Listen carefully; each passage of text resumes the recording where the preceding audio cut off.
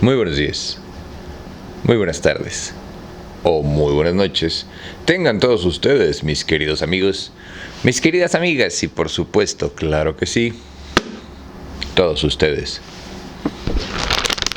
los que están en medio. Bienvenidos una vez más a tu programa favorito, El Círculo de Lectura. Y muchas gracias por venir a tu viernes de política, viernes histórico, donde estamos hablando... Híjole, güey. La neta, donde estamos leyendo un libro que está bastante incómodo, bastante difícil, bastante, no sé, güey, me hierve la sangre, se me revuelve la panza, o sea, pero que creo que es importante que todos sepamos, ¿no? Nos han contado y nos han platicado y hemos visto y nos han bombardeado literalmente de una versión de la guerra de Vietnam que no conocemos. Y al final, la máquina de propaganda del gobierno, como lo es la televisión, las políticas o los servicios de streaming, ¿quién dijo eso? Se han encargado de lavarle la cara, las botas, literal, al soldado que perpetuó, que hizo y que realizó todo esto. Pero en realidad no creo que debamos de culpar al soldado. O sea, sí, pues, por ser pendejo. Pero... en un sistema que está perfectamente diseñado para que situaciones como estas puedan ser convertidas después en películas de Hollywood, creo que es importante que sepamos la historia, el contexto y la investigación periodística que se llevó a cabo después, durante y a través del tiempo. Y eso que no hemos llegado a la parte que trae fotos, güey. O sea, entonces, de veras que gracias a ustedes por venir, gracias a ustedes por acompañarme. Este video no está siendo monetizado, no debería de aparecer ningún anuncio, esperemos que no tenga ningún anuncio, sería el colmo que tuviera algún anuncio. Y sin más por el momento, ni preámbulos estúpidos que no te importan, déjame estornudo. Así que sin más por el momento, ni preámbulos estúpidos que no te importan, yo soy Barbitas. Y esto es Nick Tours, dispara a todo lo que se mueva. Estamos en el capítulo número 5, Sufrimiento sin límites. Durante el curso de la guerra, las fuerzas estadounidenses y vietnamitas detuvieron a decenas y no centenares de miles de vietnamitas. Como esas desafortunadas adolescentes, para algunos, se trató solo de una molestia menor. Los retuvieron durante unas horas, fueron interrogados y luego dejados en libertad. Algunos fueron obligados a pasar un día cociéndose al sol, a menudo con un saco de arpillería sobre la cabeza, pero sin embargo escapaban relativamente ilesos. Pero para muchos otros vietnamitas, ser detenido se convertiría inmediatamente en un calvario de pesadilla. Bofetadas, puñetazos, patadas, agresiones sexuales, descargas eléctricas y el tratamiento de la broma de agua, conocido actualmente como waterboarding. Es esas veces, en las películas que has visto, que acuestan o sientan a una persona, le echan la cabeza para atrás, le ponen una le ponen una toalla de específicamente tela muy pesada y le empiezan a dejar caer agua encima, güey. Entonces el agua no te cae directamente, se humedece la toalla, pasa el aire, pero no, se siente que te ahogas, pero no, se siente horrible, güey. Horrible se siente, güey. O sea, no es algo que quieres que te hagan. Te lo prometo, te lo juro que no quieres que te hagan esa mierda, güey. Eran solo algunos de los abusos que los soldados estadounidenses y survietnamitas infligían a sus prisioneros. Rebotados de una instalación a otra, de una base militar estadounidense a un centro de interrogatorio conjunto estadounidense-survietnamita, y de ahí a un campamento de prisioneros de guerra, y desde ahí vuelta a empezar.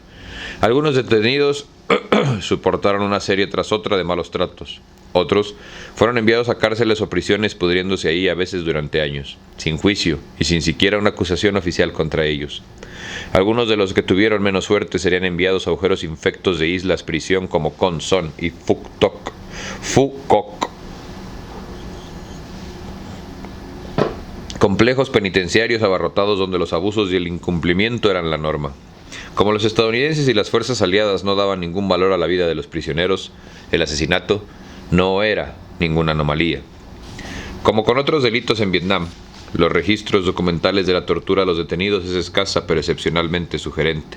Por ejemplo, los archivos del Grupo de Trabajo sobre los Crímenes de Guerra en Vietnam, destacamento de fuerzas secretas del Pentágono, creado para hacer un seguimiento de los crímenes de guerra tras la matanza de My Lai, describen 141 casos establecidos en que los soldados estadounidenses torturaron a detenidos, civiles o prisioneros de guerra, enemigos, con puños, palos, bates de béisbol, agua o corrientes eléctricas. Pero esto solo es la punta del iceberg. La mayoría de estos casos proceden de una única investigación del 172 Destacamento de Inteligencia Militar, una sola unidad de 50 a 100 hombres, una de las muchas unidades estadounidenses en Vietnam. Los informes estadounidenses y vietnamitas de la guerra indican que la tortura era también rutinaria en el enorme archipiélago de cárceles de Vietnam, que incluía, oficialmente, 4 prisiones nacionales, citadas a veces como centros de rehabilitación, 37 prisiones provinciales y más de 500 cárceles diversas y centros de detención construidos por Estados Unidos y el gobierno de Saigón, y en los cientos de bases militares estadounidenses y survietnamitas con instalaciones para detención a corto plazo. Los abusos eran, como se afirma, una práctica habitual. Perdóname que interrumpa la lectura. No en todos lados, en el libro dice estadounidense, generalmente viene marcado como norteamericano, pero me molesta que nos quieran tipificar a todos los que vivimos en este continente con esa bola de pendejos que viven en ese país. Entonces sí quería hacer la aclaración. Por ejemplo, yo, cualquier día soy norteamericano. Jamás en mi vida sería estadounidense, güey. O sea, jamás, güey. Jamás.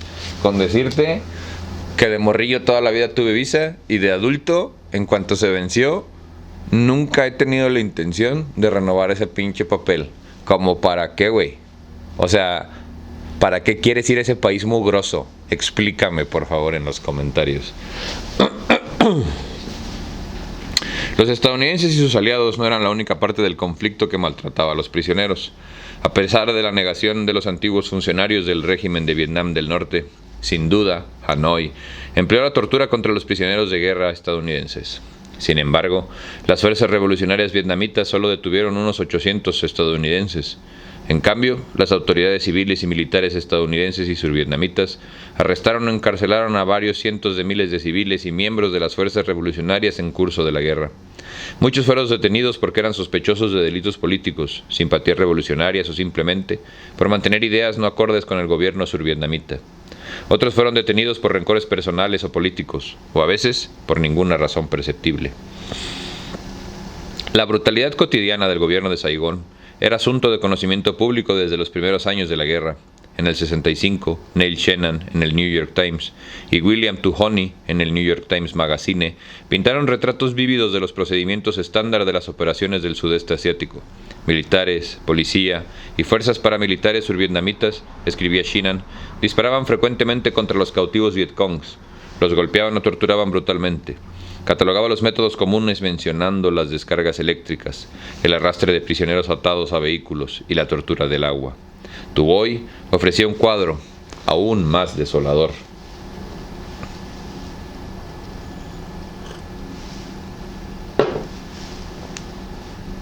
Cualquiera que haya pasado mucho tiempo con las unidades de tierra del gobierno ha visto las cabezas de los prisioneros mantenidas bajo el agua y las hojas de las bayonetas apretadas contra sus gargantas.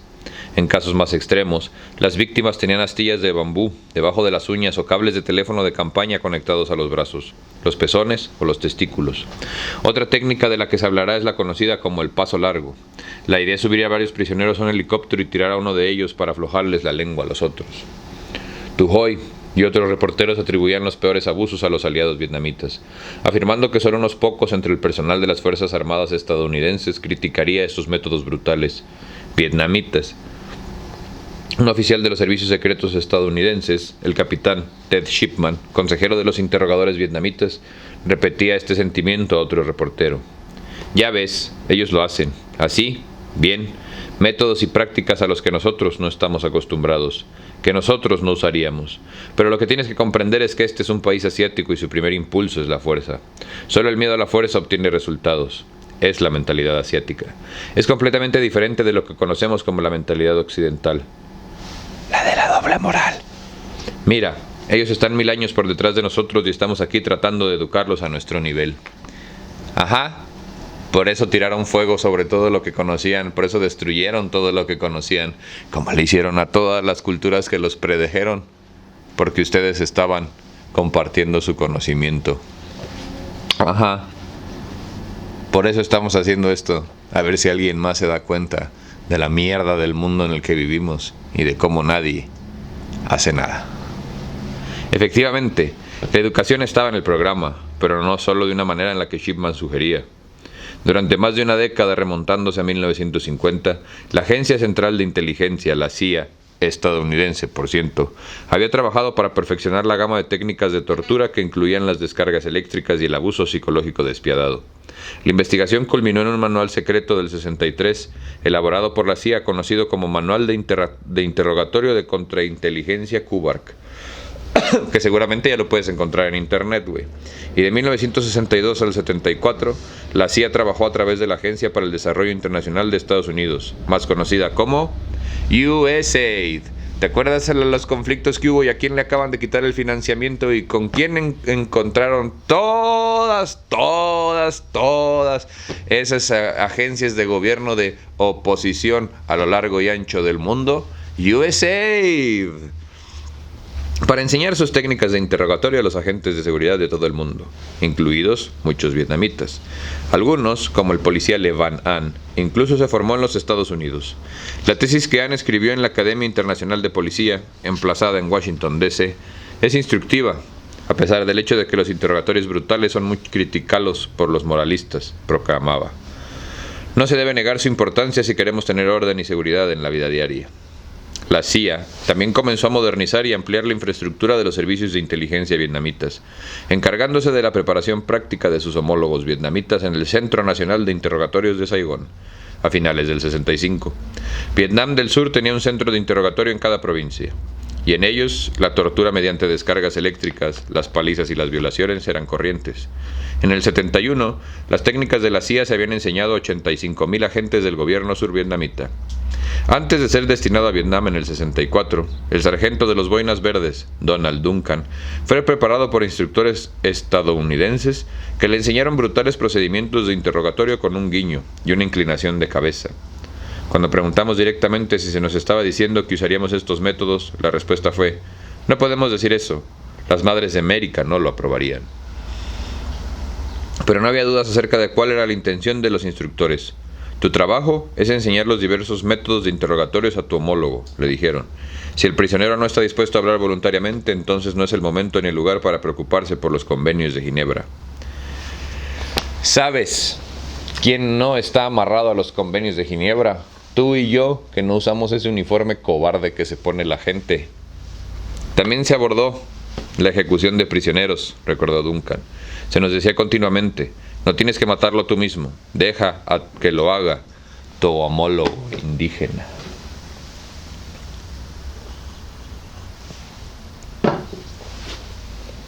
Yo solo estaba siguiendo órdenes, pinches pendejos cobardes. En Vietnam, Duncan vio esas prácticas en acción. Una y otra vez escribió: los estadounidenses estaban dispuestos o incluso transferían deliberadamente los prisioneros a las fuerzas survietnamitas para el interrogatorio y las atrocidades que se seguían. En una ocasión, un comandante dijo a Duncan que había estado a punto de ordenarle por radio que ejecutara 4 prisioneros. Cuando Duncan dijo que no lo había hecho, el comandante respondió: oh, no hubieras tenido que hacerlo. Todo lo que tenías que hacer era entregarlos a los vietnamitas. Los que estaban en el lugar del combate no eran los únicos que sabían lo que sucedía. Tampoco los altos funcionarios de Washington podían permanecer ciegos a ello. El Comité Internacional de la Cruz Roja notificó repetidamente al gobierno de Estados Unidos que estaba violando los convenios de Ginebra en el 49, al ignorar su responsabilidad de asegurarse que los prisioneros entregados a las autoridades survietnamitas recibieran un trato humano. El 10 de agosto del 65, el secretario de Estado, Dean Rusk, acordó finalmente que los Estados Unidos aplicarían todas las disposiciones de los convenios de Ginebra en Vietnam. Sin embargo, un año más tarde, W.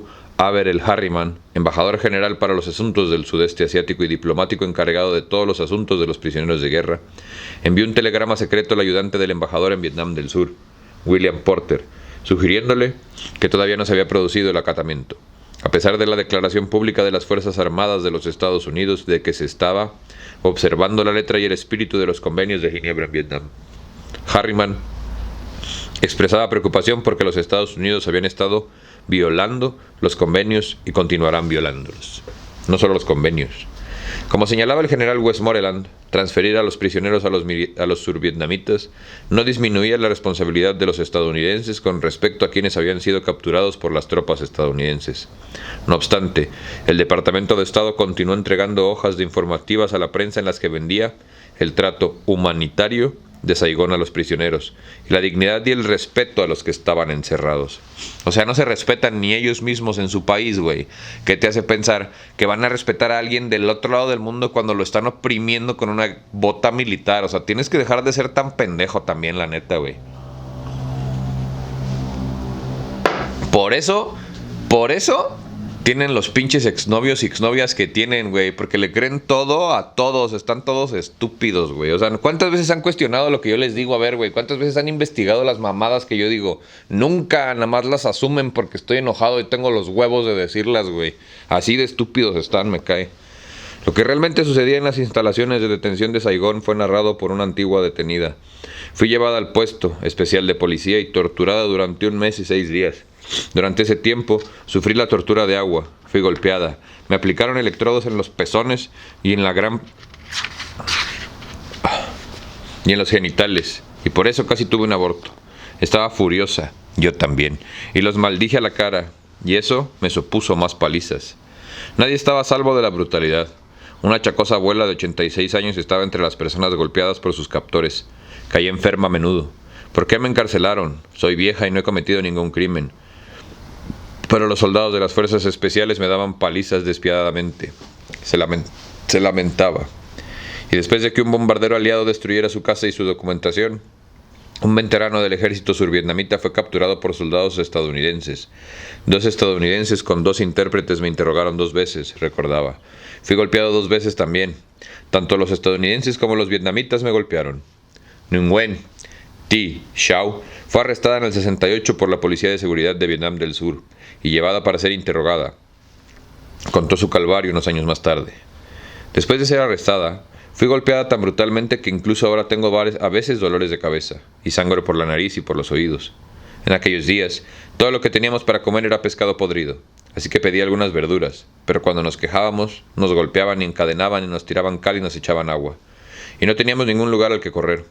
No podíamos hacer nada más que quedarnos donde estábamos, con el agua y la cal sobre nosotros. Algunos perdimos los dientes y el cabello. Cuando la cal se humedece, hervía, burbujeando sobre nosotros. Se nos cayó el pelo y la piel se nos llenó de llagas. Decían que si éramos inocentes nos golpearían hasta que fuéramos culpables, y si éramos culpables, nos golpearían hasta que nos arrepintiéramos. Otra detenida describió también muy vívidamente su maltrato a manos de los interrogadores estadounidenses y survietnamitas. Trataban de obligarme a confesar que estaba comprometida con el Vietcong. Me negué a hacer esa declaración y por eso me clavaron agujas debajo de la punta de las 10 uñas de mis manos diciendo que si no escribía lo que querían y admitía ser Vietcong, continuarían con la tortura. Recordaba, como no accedí, contaba. Sujetaron cables eléctricos a mis pezones y me dieron descargas eléctricas. Yo quedaba sin conocimiento en el suelo cada vez que lo hacían. Decían que si no lograban la información necesaria continuarían con la tortura. 2 consejeros estadounidenses estaban siempre junto a mí, uno a cada lado, y otra mujer joven recordaba que le habían aplicado los cables, a uno de mis pezones y la vagina, y que quedaba conmocionada hasta el punto de desmayarse. Repitieron la tortura hasta que sufrió convulsiones. Historias semejantes proliferaban por todo el país, en el 68 y en el 69. El Comité Internacional de la Cruz Roja visitó 70 instalaciones de detención administradas por Estados Unidos, donde se torturaba a los detenidos antes de entregarlos a las autoridades survietnamitas. Encontraron pruebas de abusos, que incluían palizas, quemaduras y tortura eléctrica de los prisioneros de guerra y civiles detenidos por igual. En todos esos campos, como consecuencia de las torturas eléctricas repetidas, muchas víctimas sufrían ataques violentos y otros efectos debilitantes crónicos como dolores de cabeza, hemorragias en los oídos y mareos. Los abusos sobre los prisioneros por parte de las fuerzas de Saigón y los norteamericanos eran tan variados como brutales. Algunos cautivos eran confinados en diminutas jaulas de vacas, de alambre de espino y a veces pinchados con afilados palos de bambú, mientras estaban dentro. Otros eran sometidos a posturas de estrés que causaban intensísimo dolor físico y tormento psicológico. Algunos eran encerrados en habitaciones sofocantes o en contenedores de transporte de metal abrasador. A muchos se les dejaba deshidratarse bajo el sol implacable, o eran confinados a propósito con prisioneros que sufrían enfermedades contagiosas. Algunos detenidos eran colocados en grandes bidones llenos de agua. Luego, los contenedores eran luego golpeados con gran fuerza, lo que causaba lesiones internas aunque no dejaba ninguna cicatriz física. Muchos otros eran sometidos a diversas formas de tortura por el agua, que incluían ser obligados a ingerir grandes cantidades de agua o brebajes nocivos, método llamado a veces coger el submarino. Algunos eran suspendidos de cuerdas durante horas interminables o colgados cabeza abajo y golpeados, práctica llamada paseo en avión. Otros eran encadenados con las manos por encima de la cabeza, los brazos totalmente extendidos, de manera que sus pies apenas pudieran tocar el suelo. Una versión de una tortura antigua llamada astrapado. La inventó la Iglesia. Cantidades indecibles eran sometidos a descargas eléctricas de teléfonos de campaña, que funcionaban con manivela, dispositivos con baterías o incluso con aguijadas eléctricas para el ganado. A muchos otros los golpeaban en las plantas de los pies, a algunos les arrancaron las uñas o les metieron alfileres o astillas de bambú debajo de ellas, les aplastaron la punta de los dedos o se los cortaron. A otros les hacían cortes, los asfixiaban, les quemaban con cigarrillos o los golpeaban con porras, bastones, palos, mayales de bambú, bates de béisbol y otros objetos. Muchos eran amenazados con la muerte o sometidos a ejecuciones fingidas.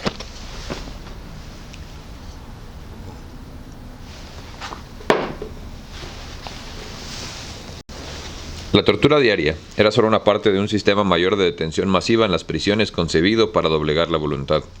Algunos de los detenidos más desafortunados acababan en una infame prisión de Con Son, en Vietnam del Sur, conocida por sus diminutivas jaulas para tigres. Era un complejo de 7 campamentos en una pequeña isla alejada en la costa del sur, que albergaba hasta 10.000 prisioneros. La mayoría de los presos estaban ahí por delitos políticos y muchos eran condenados en juicios irregulares o mantenidos ahí sin ningún juicio. Durante años, a pesar de las negativas oficiales, se habían filtrado las historias de actos execrables y condiciones deplorables de esta versión vietnamita de la Isla del Diablo.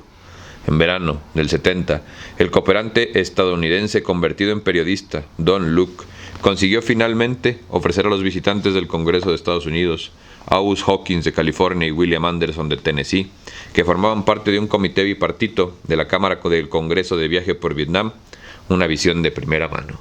Eso del bipartidismo es como cuando tu ex te dice que ya no le habla a su ex, güey. Ay, tú dime. Los funcionarios estadounidenses y survietnamitas habían afirmado durante mucho tiempo que las famosas jaulas de tigre eran cosa del pasado. Pero Luke se las arregló para alejar a los congresistas de su recorrido freestyle e introducirlos en un área prohibida.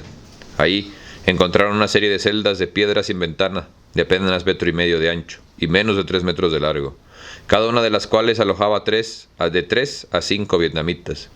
A través de las barras que servían como techo de la celda, los estadounidenses miraron para ver debajo a los hombres encadenados, al suelo con grilletes, esposados a una barra o con grilletes en las piernas.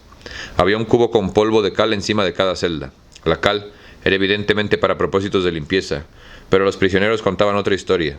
Decían que regularmente les tiraban la sustancia cáustica como castigo, asfixiándolos y quemándolos. Después de una cierta retinencia inicial, los detenidos hablaron libremente de la sed, el hambre y las palizas que soportaban. Uno vociferó diciendo que había estado con grilletes durante meses y meses. Otro describió cómo mezclaban tierra y piedras con sus escasas comidas de arroz. Un monje budista dijo que había estado encarcelado durante más de 3 años, desde que había pedido públicamente el fin de la guerra. Al oír agudos chillidos, los estadounidenses corrieron a otra zona y encontraron más jaulas. En cada una de ellas había 5 mujeres, cuya edad iba de los 15 a los 70 años. Algunas imploraban agua, otras yacían inmóviles en el suelo. La mayoría estaba cubierta de llagas. Cuando la delegación del Congreso salió de la zona secreta, su escolta estadounidense estaba lívido porque hubieran ido ahí, y les apercibió de que la afrenta se suponía para el jefe survietnamita de la prisión. No tienen derecho a entrometerse en los asuntos vietnamitas. Son huéspedes del coronel, Nguyen Van. B. Se supone que no van a meter las narices en asuntos en los que no les incumben. El congresista Hawkins respondió que dado que el 90% del presupuesto del gobierno de Saigón procedía de Estados Unidos, era evidente que les incumbía. El que paga manda. Por eso, tanto interés en el que tú y todas las niñas tengan un sugar daddy, porque el que paga manda. Todos somos la prostituta de alguien, hasta los que trabajamos. El congresista Hawkins respondió que dado que el 90% del presupuesto del gobierno de Saigón procedía de Estados Unidos, era evidente que les incumbía. El coronel B se aseguró a declarar: son personas muy malas, no quieren saludar a la bandera, ni siquiera a la bandera de los Estados Unidos. Hawkins y Anderson escribieron un informe detallado sobre las espantosas condiciones que descubrieron en Con Son, pero los 12 miembros del comité del Congreso lo suprimieron casi todo, y solo incluyeron un breve párrafo sobre la prisión en el informe oficial de 70 páginas de su viaje a Vietnam. ¿Tú crees que no sabían, güey? Por supuesto que sabían, pues si ellos son los que lo pagan, güey. No nos acaban de decir como 2 hojas antes que ellos los entrenaron. Algunos miembros del comité tenían serias reservas sobre la conveniencia de divulgar las condiciones de la prisión. Anderson no se mostraba tan reticente. Era el trato más escandaloso que unos seres humanos de unos seres humanos que hayan visto nunca. Contó sin rodeos el condecorado veterano de combate de la Armada al Washington Post. Dijo que los prisioneros estaban esqueléticos y las enfermedades estaban incontroladas. Había hablado con una chica adolescente que hablaba inglés y supo que había sido detenida durante una manifestación política 7 meses antes. Dijo que hacía 2 meses que no se bañaba. Tenía un aspecto lamentable, dijo Anderson. Informaciones periodísticas como esta obligaron al gobierno de Saigón a anunciar que estaba acabando con las famosas jaulas de tigre. Inicialmente, los funcionarios del gobierno de Vietnam del Sur querían hacer que los prisioneros construyeran las que sustituirían a sus propias celdas de aislamiento, etiquetándolo como un proyecto de autoayuda. Pero después de que los presos se negaran a hacerlo, lo asumieron los estadounidenses. Un consorcio de 4 empresas de construcción estadounidenses, incluida Brown & Root, más tarde parte del Halliburton y actualmente KBR, recibieron finalmente el contrato de la Armada de Estados Unidos, pagado a través del programa Food for Peace, para construir celdas nuevas en Con Son. Resultaron ser 0.2 metros cuadrados más pequeñas que las viejas jaulas de tigre. ¿Qué esperabas, mijo? Pues si lo hizo un gringo. A pesar de toda la publicidad sobre las horribles condiciones de Con Son, poco fue lo que cambió. Durante las inspecciones realizadas varios meses después de que Hawkins y Anderson visitaran la prisión, asesores y personal médico estadounidense comprobaron que 1.500 presos continuaban encadenados. De los 110 detenidos a los que examinaron, todos, salvo uno, mostraron símbolos de parálisis en sus miembros inferiores. Pocos años después, cuando alguno de los presos de las jaulas de tigre fue liberado, la revista Time describía su horripilante estado. No es realmente apropiado llamarlos hombres. Formas es una palabra más adecuada. Grotescas esculturas de carne llena de cicatrices y miembros nudosos. No se mantienen en pie. Años de permanecer con grilletes en las jaulas de tigres los han obligado a permanecer permanentemente acurrucados. Se mueven como los cangrejos, arrastrándose sobre las nalgas y las palmas de las manos. Con Son no era la única prisión infernal que los estadounidenses ayudaron a construir. A finales de los años 60, para aliviar el desenfrenado hacinamiento de los campos para prisioneros de guerra, los estadounidenses y los survietnamitas concibieron la construcción de un nuevo campo cárcel en Phu Quoc, una isla del sur, cerca de Camboya. Sin embargo, una vez acabada y en funcionamiento, Phu Quoc se convirtió en uno más de los puntos negros del Gulag vietnamita. En mayo del 71, una delegación de la Cruz Roja visitó la prisión y elaboró un memorando extraoficial de alto nivel, en el que se señalaba que, según sus observadores, el campo no había mejorado desde una visita de febrero del 71 y que el trato a los prisioneros de guerra era muy malo. La Cruz Roja señalaba que muchos prisioneros eran agredidos y sometidos a castigos colectivos. Algunos les habían arrancado las uñas. La delegación descubrió también que algunos detenidos podían haber sido golpeados hasta morir. En el 2008 hablé con un antiguo prisionero de Phu Quoc, un agricultor que dijo que nunca había colaborado con los guerrilleros, pero que fue arrestado de todos modos. Después de ser torturado por sus captores surcoreanos, fue transportado a una cárcel survietnamita y luego, finalmente, enviado a Phu Quoc. Le tuvieron ahí durante años sin ser escuchado ni procesado, y fue regularmente torturado por los agentes del gobierno. Durante el día, dijo, se dejaba a los prisioneros de Foucault al aire libre para que se cocieran al sol. Por la noche, cuando la temperatura caía, muchos eran apiñados en celdas atestadas y se los duchaba repetidamente con agua fría. Según otro prisionero, después de que un detenido muriera durante una sesión de tortura, los otros presos iniciaron una huelga de hambre. En respuesta, los guardias dispararon y mataron a unos 40 cautivos. Hin Thi Hai me contó que en el 68, comandos estadounidenses, en todo semejantes a los SEAL, llegaron en su barco a su aldea del delta, del Mekong, mataron a 3 de sus hijos y se llevaron a otro, un joven de 20 años. A diferencia de su hermano mayor, no era guerrillero. Finalmente acabó en Foucault. Cuando fue liberado 5 años después, su madre y sus hermanos dijeron que era una sombra del joven que había sido, prematuramente envejecido y como ausente. Había perdido el oído por la tortura y nunca se recuperó plenamente. Pues es que no, güey, o sea, ¿cómo te recuperas de vivir eso? En lo que se refiere al funcionamiento cotidiano, lugares como Phu Quoc, Con Son y los centros provinciales de interrogatorio estaban dirigidos por las autoridades survietnamitas, lo que permitía a los estadounidenses mantener una cierta distancia respecto a los abusos brutales de los presos. Sobre esos abusos, o sea, güey, ¿somos pendejos o qué? Sobre esos abusos contarán con el consentimiento estadounidense, si no, con su aprobación indiscutible, e incluía técnicas que habían sido enseñadas por instructores estadounidenses. Pero durante la guerra, las fuerzas estadounidenses también tuvieron un papel activo, personal, en la tortura de detenidos. ¿A qué se parece lo que acabamos de leer? Cuando el señor Naranja dice que el señor de la estrella de David pues está actuando solo y que las fuerzas en Palestina no tienen nada que ver con lo que quiere el comandante Naranja. Y entonces, como es bien fácil siempre echarse la culpa en esta estructura piramidal de poder.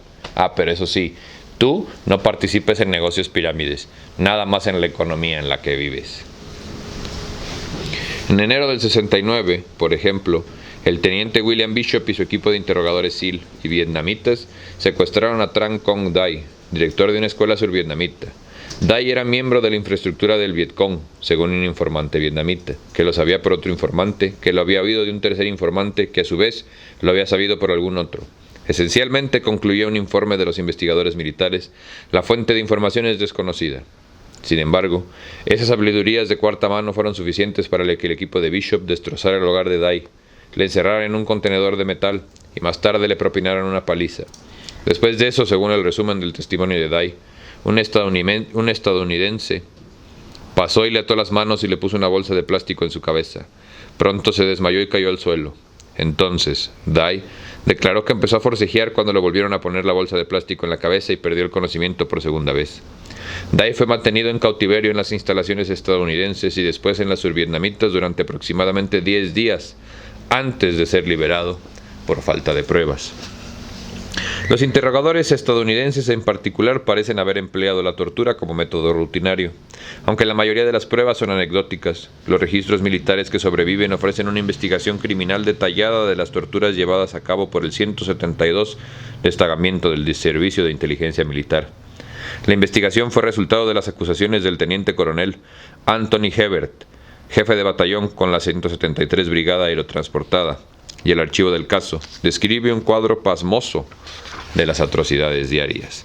Pues es que el que dude que hubo tortura y abuso en cualquier guerra, o sea, es pendejo, güey. La neta, o sea, no puedes pensar que en un conflicto armado donde la gente se está matando entre ella, ya que se capturan van a decir, ¡ay! Hay un set de reglas que tenemos que seguir. No mamen, güey, o sea, ¿son pendejos o qué les pasa, güey? Neta, o sea, piensa, güey, y utiliza la mierda que tienes adentro de tu cabeza.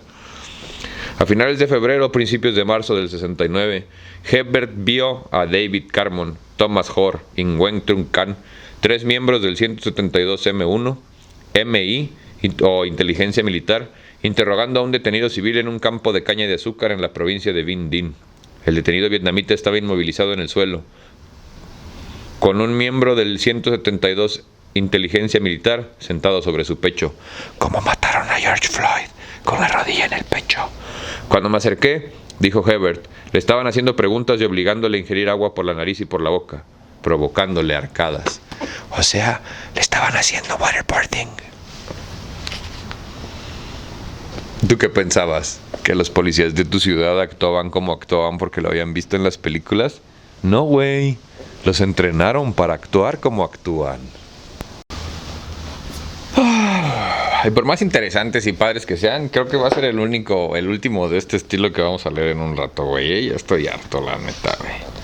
También a veces quisiera ser ignorante como todos los demás. A finales de febrero o a principios de marzo del 69, Hebert vio a David Carmon, Thomas Hoare y Gwyn Tung Kang. Eso ya lo vimos.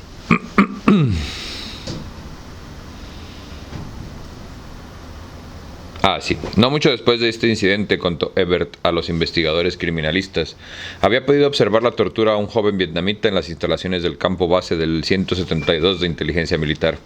Después de oír repetidamente la voz de una mujer gritando "mi hijito", lo cual significaba que tenía un hijo, había entrado en el cuarto y había visto a un capitán y un sargento estadounidenses al lado de un interrogador vietnamita.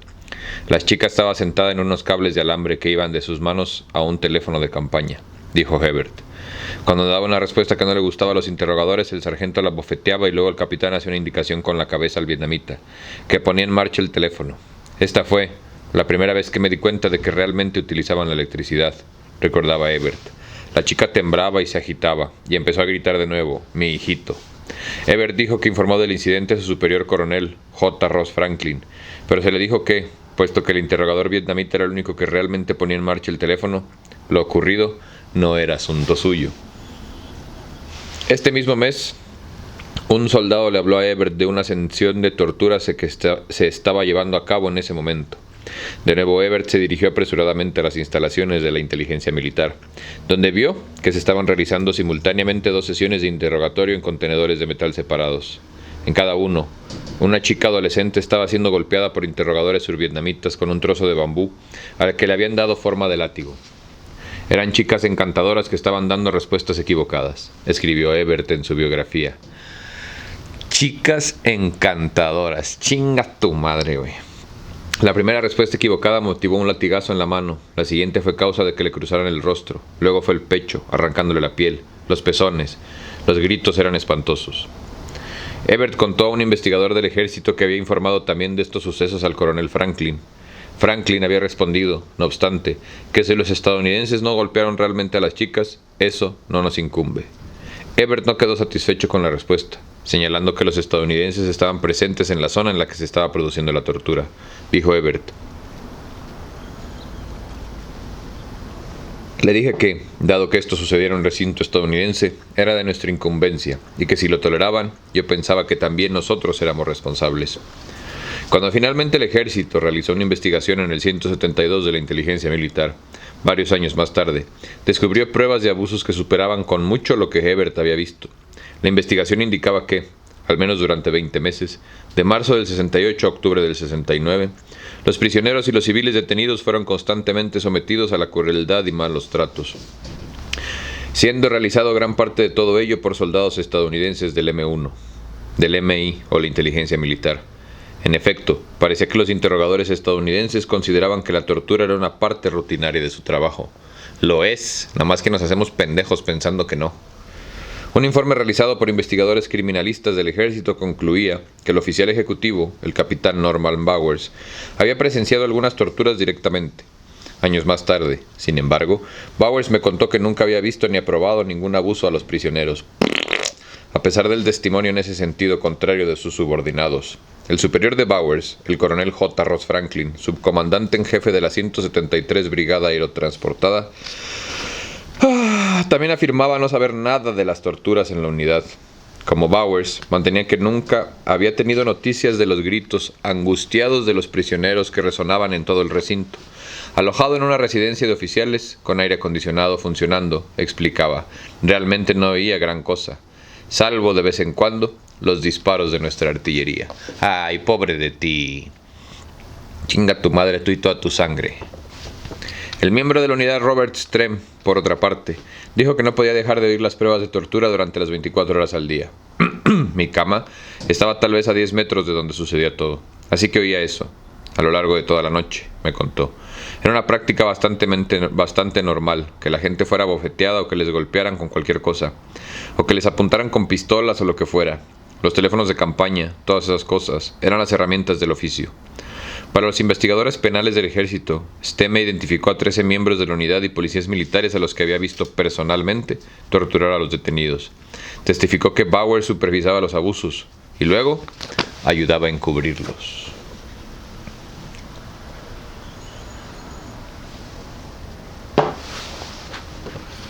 Cuando se interrogó a otros miembros de la unidad, apareció una sórdida saga.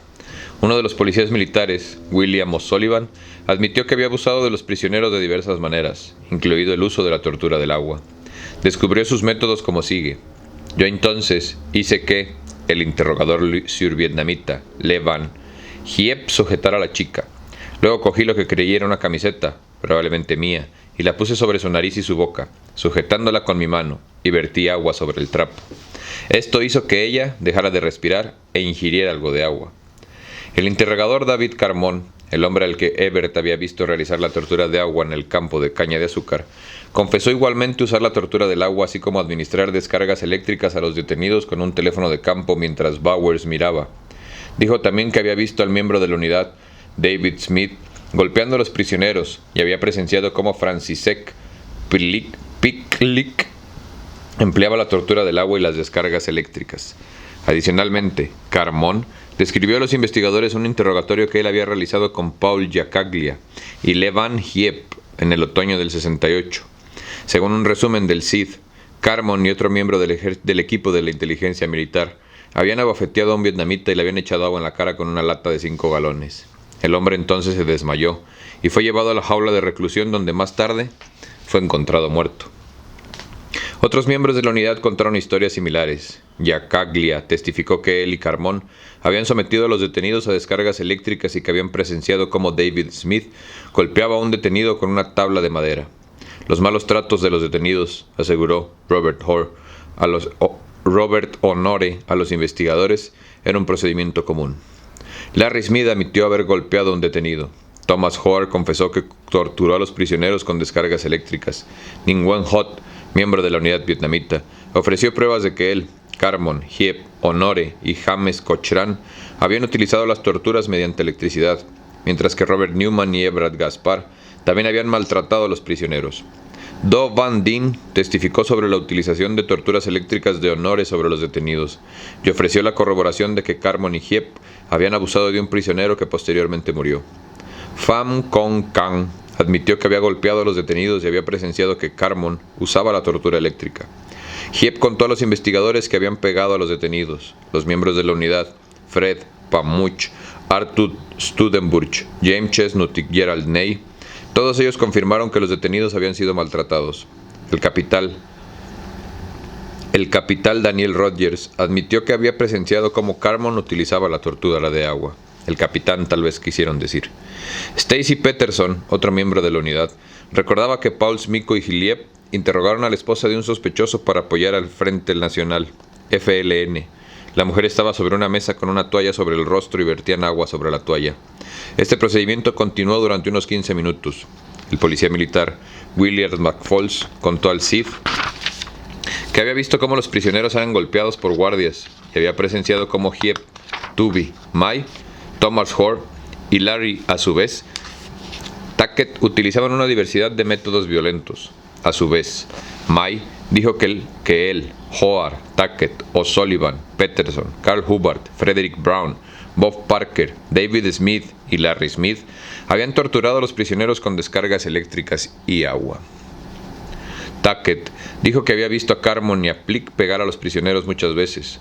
Había observado cómo Plick los amenazaba con una bayoneta y había presenciado cómo David Smith golpeaba a los presos en múltiples ocasiones, incluyendo una vez vio romper una tabla en la espalda de un preso.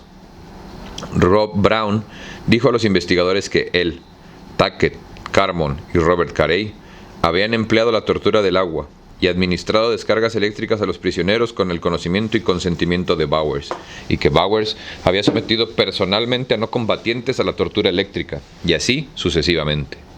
Las detalladas entrevistas llevadas a cabo por el ejército indicaban que estaban justificadas las acusaciones formales contra al menos 22 interrogadores en el momento de la tardía investigación. La mayoría de ellos habían dejado el servicio militar y el ejército tenía por costumbre no llevar a cabo procedimientos legales contra individuos ya licenciados. Sin embargo, esto dejaba a 3 miembros del personal estadounidense en servicio activo: Franciszek Pilk, Eberhard Gaspar y Norman Bowers, frente a la posibilidad de ser juzgados en consejo de guerra. No obstante, sus jefes respectivos se negaron a emprender ninguna acción legal contra ellos. ¿Por qué será? Dímelo, güey, piénsalo. ¿Cuándo ha sido la única vez que tu jefe directo ha decidido no regañarte? ¿Cuándo está embarrado en la misma mierda que tú?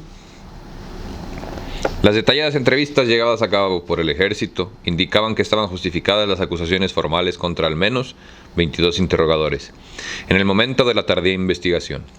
La mayoría de ellos habían dejado el servicio militar y el ejército tenía allá. Años más tarde, localicé a David Carmon y le pregunté por la tortura. No estaba arrepentido. No me avergüenzo de nada de lo que hice, dijo, añadiendo que si se enfrentara a una situación militar lo volvería a hacer. También hizo hincapié en que yo no debería ser tan ingenuo como para creer que el 172 de inteligencia militar fue algo excepcional. Todas las unidades utilizaban estos métodos, me dijo. En el 71 se reveló que una investigación oficial del ejército sobre la tortura a los prisioneros de guerra por oficiales de Estados Unidos había llegado más o menos a la misma conclusión, señalando que la violación de los convenios de Ginebra era un hecho generalizado y que la tortura por parte de los soldados estadounidenses era una práctica corriente. La brutalidad, regularmente exhibida por los interrogadores tras las puertas cerradas de las bases estadounidenses, fue también frecuente entre las tropas de tierra. Los soldados estadounidenses en el campo de batalla habitualmente golpeaban, abofeteaban, daban puñetazos y patadas a los detenidos, civiles y los prisioneros capturados. A veces, los abusos parecían entrar en el dominio de un sadismo indiscutible. Abraham Cook, un veterano con múltiples periodos de estancia en Vietnam, contó a los agentes del CID que había visto a un artillero en un campamento en algún lugar de la zona de Tuy, Hoa, cortar 4 dedos a un prisionero. Creo que trataba de interrogar a aquel hombre y utilizó un machete sobre su mano. Uno de los miembros de mi unidad vio este acto, cogió su M16 y disparó al prisionero. Pa' que no sufra, qué humano. Cook interpretaba el disparo como un acto de matar por misericordia, una respuesta extrema a un acto escandaloso de tortura. En realidad, ejecutar prisioneros o ponerlos en situaciones en las que pudieran morir no era infrecuente. Los civiles detenidos y los guerrilleros capturados se usaban a menudo como detectores humanos de las minas y habitualmente morían en el intento. En muchas unidades se mataba también a los prisioneros con la excusa de que les habían disparado cuando intentaban escapar, para aumentar el body count. Estos actos estaban con frecuencia muy lejos de cualquier sutileza, pero pocos fueron investigados. La actitud de mirar para otro lado que los estadounidenses y las fuerzas aliadas mantenían sobre la ejecución de prisioneros está ejemplificada por un comunicado confidencial del 68, de un consejero a un funcionario estadounidense de alto nivel. El consejero describió una conversación con el teniente general Pham Sang Shu, que había sido director de la policía de Vietnam del Sur, antes de entrar al servicio de la Escuela de Comando y Estado Mayor General del Ejército de Estados Unidos y convertirse en un secretario general del Consejo Nacional de Liderazgo del país, o sea, un traidor a su patria. Como los de mi país, ¿no? Que piden injerencia. Así se llaman, traidores a la patria. Chiu dijo que él mismo había matado a muchos comunistas, señaló el consejero, detallando los métodos de Chiu. Si un prisionero no hablaba, pedía un pelotón especial para escoltarlo a campo abierto, a fin de permitir que el prisionero hiciera un intento de escapar y entonces dispararse contra él. Se preparaba luego un informe que afirmaba que mientras estaba siendo llevado de A a B, el prisionero había intentado escapar, negándose a detenerse después de 3 disparos de advertencia, y que entonces se disparó sobre él. Se introducía una nota en el registro diciendo que el cabo encargado había sido reprendido por la falta de atención en el cumplimiento de su deber. Algunos de mis cabos tenían montones enormes de esas reprimiendas. Cada vez que había alguna visita de alguna comisión de derechos humanos, nos limitábamos a mostrarles estos registros y todo quedaba perfectamente tapado, dijo Shu con una encantadora sonrisa. Pues son la misma gente, papito. O sea, es como ir a acusar a un policía con un policía y vamos a seguir utilizando el ejemplo de los maestros, güey. ¿Cuántas veces te funcionó ir a acusar a uno de tus maestros con otro maestro, güey? Dime, mi todo estúpido. Como dejaba claro el relato de Shu, asesinar a prisioneros era con frecuencia un acto premeditado. No solamente algo que ocurría en el fragor de la batalla o la niebla de la guerra. Un suceso de perfil alto del 69 subraya la manera deliberada en que la matanza de detenidos podía llevarse a cabo. En junio de ese año, 2 boinas verdes se sentaron con el coronel Robert Rolt para hablar del destino de Tai Kak Chuyen, un agente del servicio de inteligencia del que habían llegado a sospechar que era un agente doble del Vietcong. Habían traído a Chuyen a una trampa, lo habían secuestrado, lo habían interrogado durante días. Un médico de las fuerzas especiales le había drogado con sóleo pentontal, un supuesto suero de la verdad, y sometido a implacables exámenes del polígrafo. Al no conseguir sacarle nada, habían consultado con la CIA sobre cómo proceder. Uno de los funcionarios de la agencia, Clement Tenkin, les dijo al parecer que la CIA no podía proponer oficialmente el asesinato, pero que matar a Chuyen podía ser la única salida. Raoul dijo a los hombres que elaborasen un plan. Después de tramar un complicado arid para borrar las huellas, los boinas verdes drogaron a Chuyen, le taparon la boca con cinta adhesiva y le ataron las muñecas a la espalda. Luego lo envolvieron en un poncho y le llevaron por barco al mar de la China meridional. En el océano, ataron unas cadenas y las llantas de 2 ruedas al poncho, dispararon a Chuen a la cabeza con una pistola calibre 22 y arrojaron su cadáver al agua. De la ejecución premeditada de prisioneros había solo un pequeño paso a la matanza sistemática de víctimas señaladas, es decir, asesinatos de individuos específicos sin ningún intento de capturarlos vivos o ninguna idea de celebrar un juicio legal. La CIA organizó, coordinó y pagó varios de esos proyectos. En palabras de un analista de la CIA, estaban concebidos para usar técnicas de terror, asesinatos, abusos, secuestro e intimidación contra los líderes del Vietcong. El principal proyecto contraterrorista de este tipo fue el programa Phoenix. ¿Qué? ¿Ya se habla de contraterrorismo desde la guerra de Vietnam?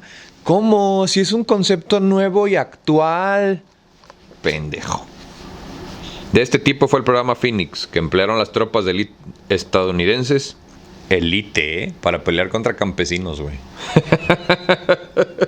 Qué asco, güey. Y los pistoleros a sueldo para neutralizar a los miembros de la infraestructura del Vietcong, como llamaban los estadounidenses a los civiles que trabajaban para el FLN. La tarea parece sencilla, pero los resultados fueron confusos y peligrosos. En el 69, el programa informó de 19.534 neutralizaciones del enemigo, incluidas 4.832 personas muertas, pero solo 150 de los neutralizados fueron clasificados como cuadros superiores del FLN. Si los miles de personas liquidadas no eran altos funcionarios civiles de la revolución, entonces, ¿qué eran? De forma reveladora, cuando Robert Comer, jefe de la parte civil del proyecto de guerra estadounidense, pidió a su amigo el coronel Robert Gadd que fuera representante militar del programa Phoenix, Gadd se negó de plano. No sabía mucho de ello, salvo que era un programa de asesinatos que fácilmente podía matar a inocentes, me dijo años más tarde.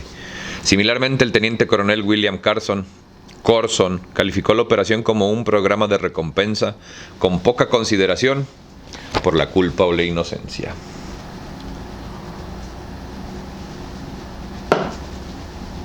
Ha llegado el momento de discutir qué chingados está pasando, güey, y por qué nos convencen de matarnos entre nosotros con tanta violencia. ¿Cuál es su interés en sacarnos del campo por tenernos así? Como hoy estás tú consumiendo mi contenido. Totalmente deprimido, güey. No pasó mucho tiempo antes de que se extendiera la noticia de que Phoenix era una empresa corrupta, manejada por confidentes en la que un número importante de no combatientes, algunos completamente inocentes, eran capturados, interrogados o ejecutados, es decir, secuestrados, torturados y asesinados, meramente para conseguir cuotas, ganar gratificaciones o saldar rencores. ¿Cuántos de esos niños no habrán terminado en islas como las de el señor famoso que no podemos mencionar, que tiene una cantidad de archivos redactados? Vincent Okamoto, que había recibido la Cruz de Servicios Distinguidos y que trabajó en el programa Phoenix, lo clasificó de violencia incontrolada, que a veces degeneraba en matanzas al por mayor. Incluso William Colby, director del programa, consideró que hubo algunos asesinatos ilegales, mientras que los documentos del Pentágono, distribuidos en los más altos niveles del gobierno, admitían que algunos funcionarios de Saigón estaban usando el programa contra enemigos personales. ¡No! El testimonio ante el Subcomité de Operaciones de la Cámara del 71, Colby, que era en aquella época jefe de la pacificación de Estados Unidos en Vietnam, reveló que el programa Phoenix había matado hasta entonces al menos 20.587 personas. Al menos, güey. Ante el mismo subcomité y en otro testimonio público, el veterano del Servicio de Inteligencia Militar, K. Barton Osborne, Osborne como el músico, describió el cheque en blanco otorgado a los agentes del Phoenix para torturar y asesinar con impunidad. Los ejemplos que ofreció incluían el caso de un detenido asesinado, introduciéndole una clavija en el oído con un mazo, y el uso más general de los teléfonos de campaña para reducir a los no combatientes a la sumisión. El Phoenix era un programa para enloquecer atacando a la gente de forma indiscriminada, pero también el resultado lógico de una campaña militar presidida por el body count y el precepto de la norma de un solo guk. Para los vietnamitas, la guerra estadounidense fue un rosario sin fin de calamidades potenciales: asesinados por una recompensa o matados a tiros en un basurero, obligadas a la prostitución o violadas en grupo por soldados, atropellados por diversión en una carretera o encerrados en una prisión para ser torturados sin el beneficio de un juicio. La magnitud de las desdichas era casi interminable. Aunque no haya cifras exactas disponibles, poca duda puede existir de que esos acontecimientos se produjeron en cantidad escandalosa. Era la esencia misma de la guerra. Crímenes que se sucedieron continuamente por todo Vietnam del Sur durante años y años. Cuando se considera esto, junto con la cuenta de muertos, heridos y desplazados, la magnitud del sufrimiento se vuelve casi inimaginable.